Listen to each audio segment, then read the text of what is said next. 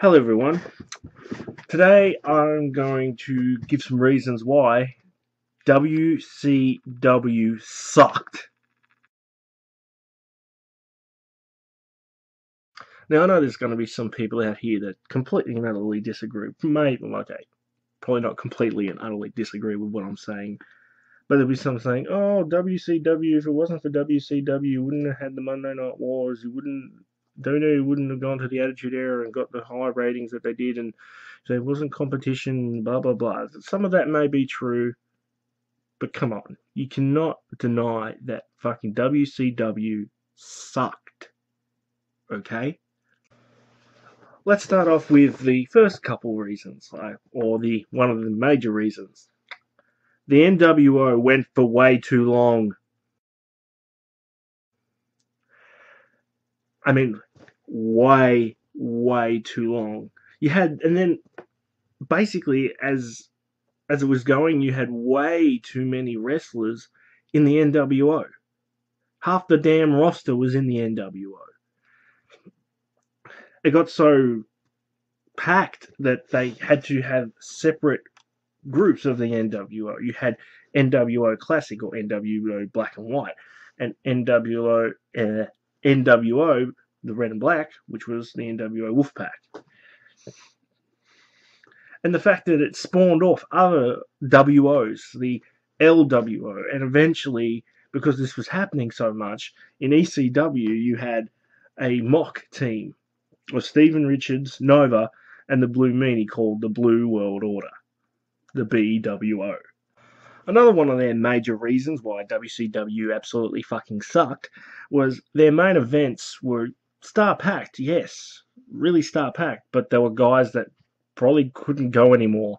I mean, you had Hulk Hogan and Rowdy Roddy Piper in a lot of main events, and no disrespect to Hogan I could give two craps about, but to respect to Rowdy Roddy Piper, time had passed. He passed his prime, and really the same with the Hogan. He passed his prime by that stage, and yeah, they were your main events. And then you had, as the world champions, you had guys like Ric Flair, Hulk Hogan, Sting, Lex Luger, blah, blah, blah, blah, blah, blah. And they were good in their day, but as world champions of a major organization, shouldn't you really be trying to build up the younger stars so you actually have someone to go with? I mean, Goldberg was 1 or 2 time world champion. I can't quite remember, but it was like 1 or 2 times world champion. Who else was young that was world champion? The wrestler that shall not be named, Chris Benoit. Yeah, I know, I kind of just went over that. I don't care.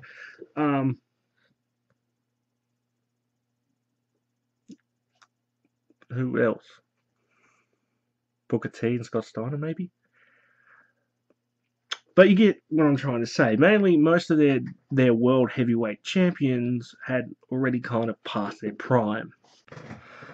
The storylines got stale and boring. I mean, just boring. No one really gave a shit about the storylines. It almost felt like, which can be true because a lot of the times, a lot of the guys and the girls were told that they have no idea what they were going to do that night for Nitro or Thunder or whatever. They had no idea what they were going to do that night. And it leaves the performers with, well, what the fuck am I supposed to do and go out there and do? And it was just bad. And they're bad, just plain awful mock character. Oklahoma.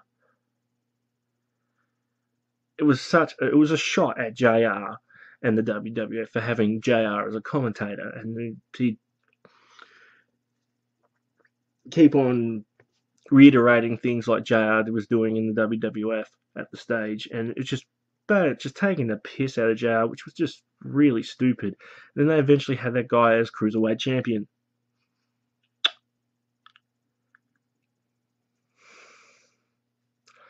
And then there comes a time when they actually started copying WWE, or copying their older storylines, when you had, actually kind of coincidentally, you had Oklahoma against Medusa.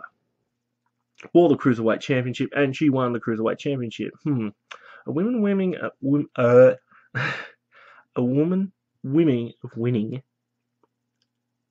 a mid-card men's championship. I wonder who's done that in the past. I don't know. And of course, one of the worst days in professional wrestling history.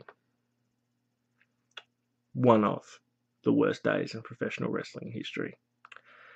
David Arquette, an actor, becomes WCW World Heavyweight Champion.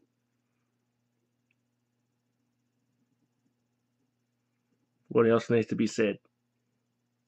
And with that same line of thinking of David Arquette winning the World Heavyweight Championship, you had one of the most arrogant wrestling writers. Yes, I do actually think he's one of the most arrogant wrestling writers, seeing that he put himself in storylines. Vince Russo.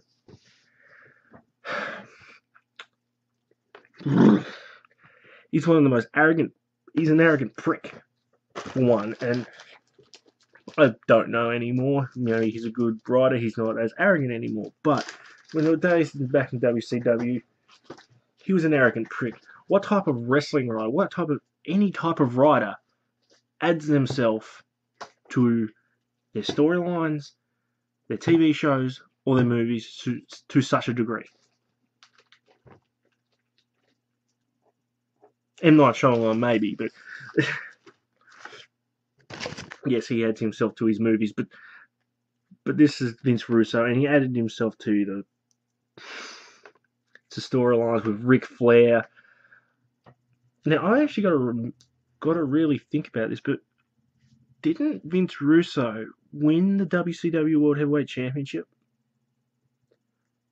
Again, I'm not too sure if he did or not. I might have to look back and think.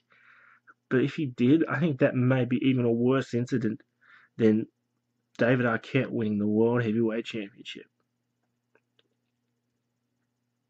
Did you hear that? Vince Russo winning the World Heavyweight Championship is worse.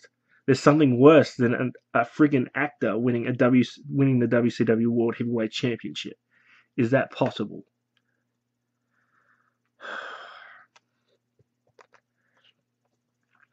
And that's my reasons. WCW absolutely fucking sucked. Kuiper's out.